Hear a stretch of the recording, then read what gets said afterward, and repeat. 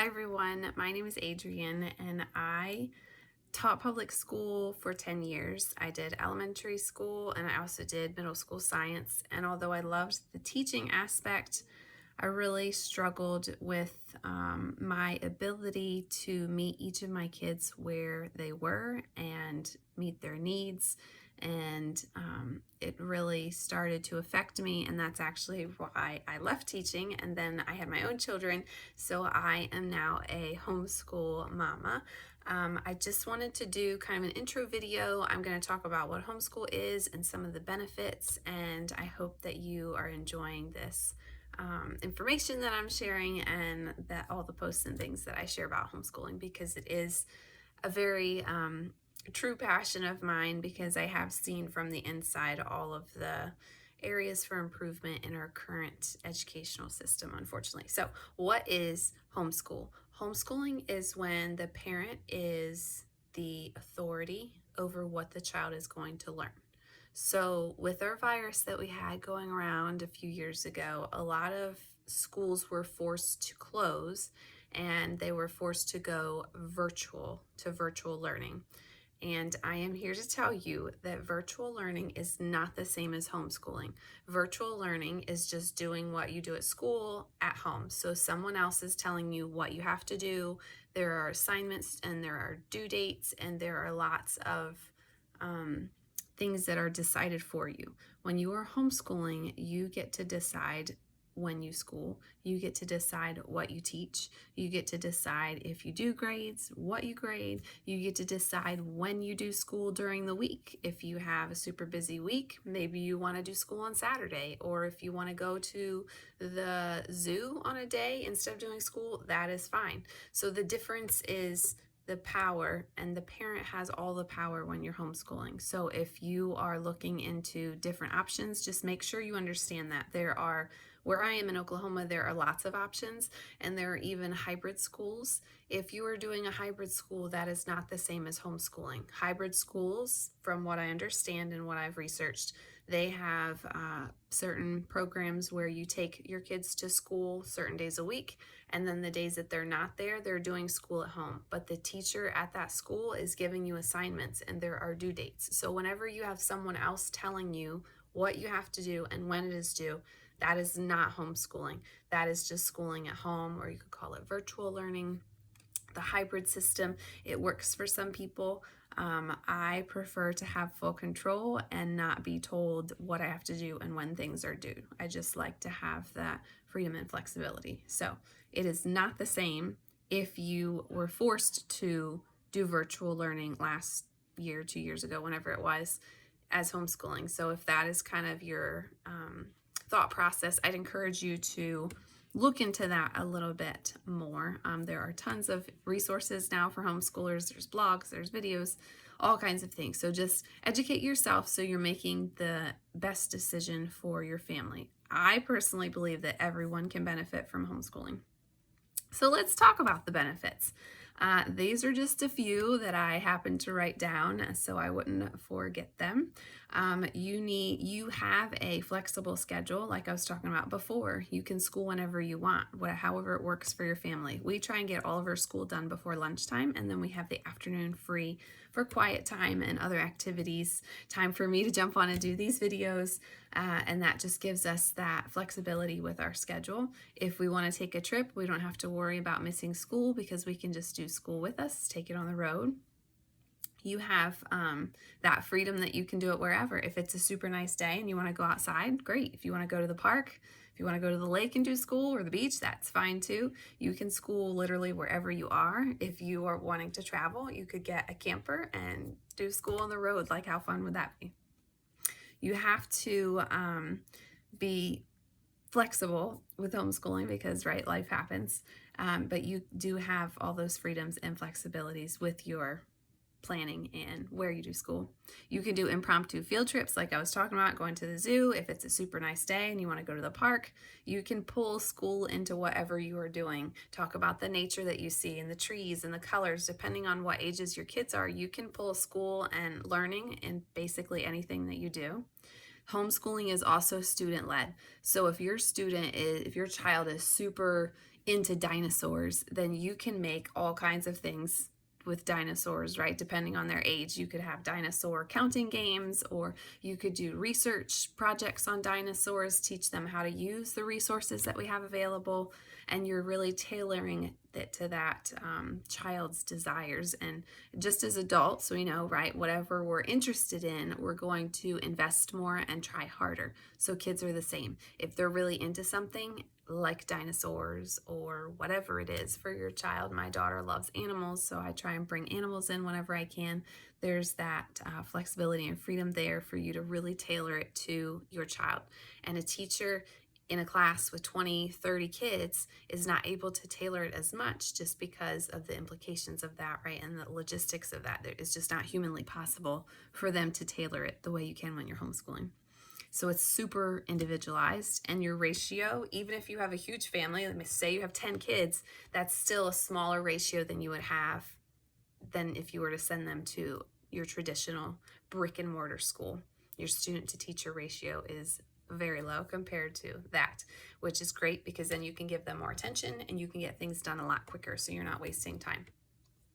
Another kind of hidden blessing that a lot of people don't really realize, or maybe it's just not talked about enough, is you get to develop relationships with your kids. When you're sending them to school for another person to teach them, you're missing that time with them. You're missing those opportunities. You might miss the time that they figure out how to read, or that moment where they finally figure out why they carry the one when they're adding or doing double-digit addition. So there's those moments that are opportunities for bonding with your child that are so important and so crucial to your relationship that you get when you are homeschooling, because you're right there to experience it with them. So it really builds your relationship, and you're able to just really develop that with your child, which is super sweet.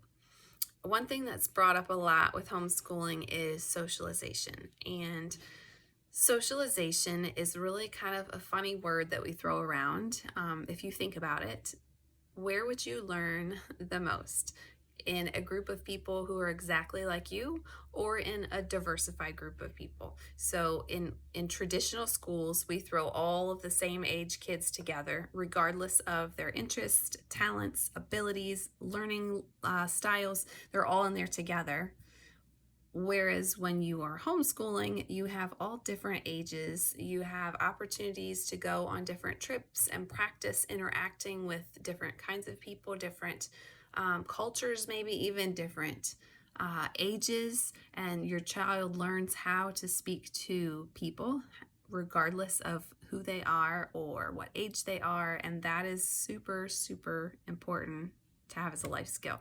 So socialization is whatever you want it to be. You can make it however social you want your kids to be or not. If you have introverted kids, they might not need as much time, but play dates are awesome ways to incorporate that interaction and that time for them to build skills for communication with their peers, or even kids younger or older than them, and adults, other moms, as you're doing your play dates. That's how we like to do it.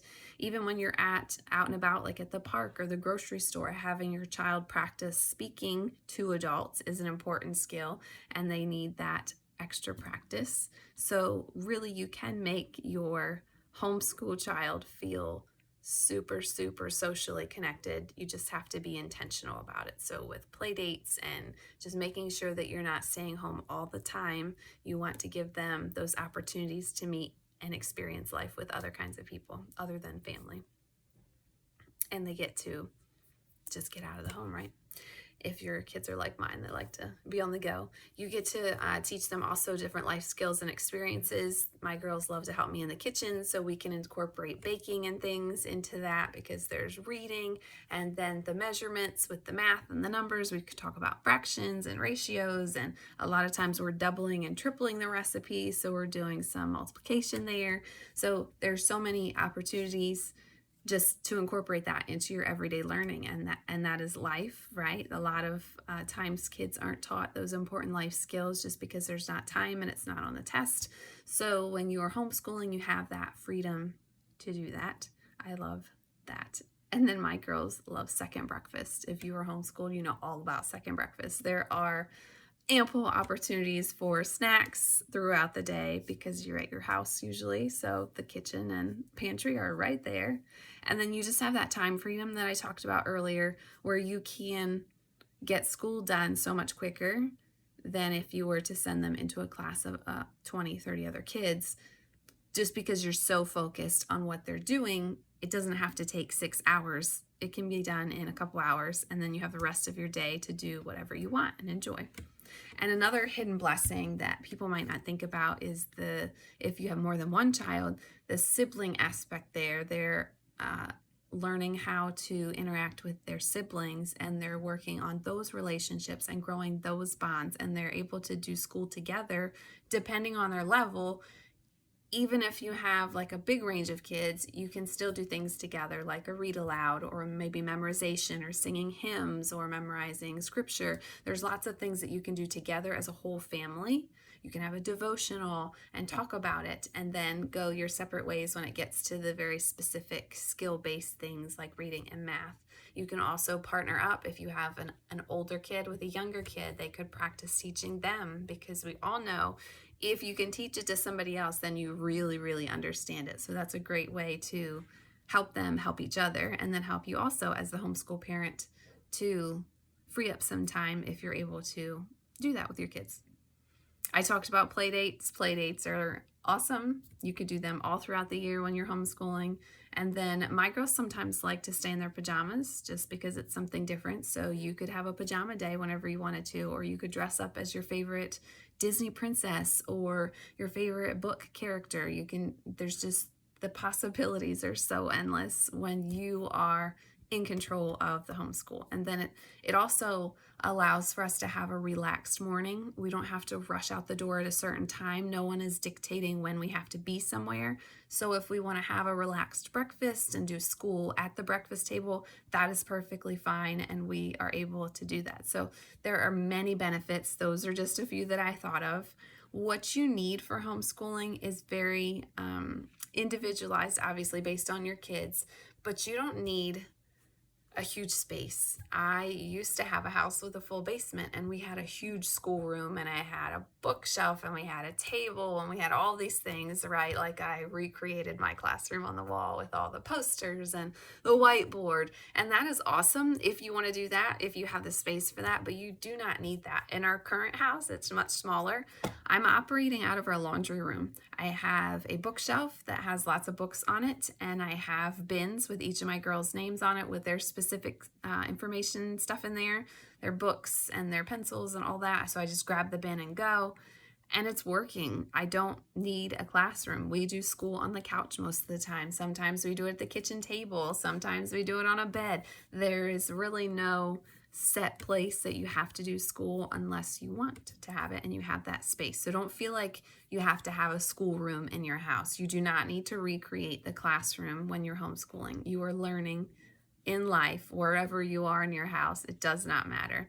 And then you also need to have some kind of curriculum, or at the very least, some specific goals with a plan of how your kids are going to accomplish those goals. So there's tons of resources. If you have the time and the energy, you really can create your own curriculum based on the standards or the goals that you've specifically set for your children. It just takes a lot of time and a lot of finding the correct resources or creating what you can't find. So if you have that desire and that time, go for it. But there are tons of different options now for curriculums, and I would encourage you to check all those out. And probably the biggest piece of advice that I'm going to leave you with in this video is to be flexible. Things are going to come up, right? It is life, especially if you have younger kids. Things are going to happen. There's going to be things that you need to stop, pause with your school and go deal with them. Maybe there's a behavior issue. Maybe you need to change a diaper. Maybe somebody needs a nap. Maybe there's a tantrum. There are all kinds of possibilities.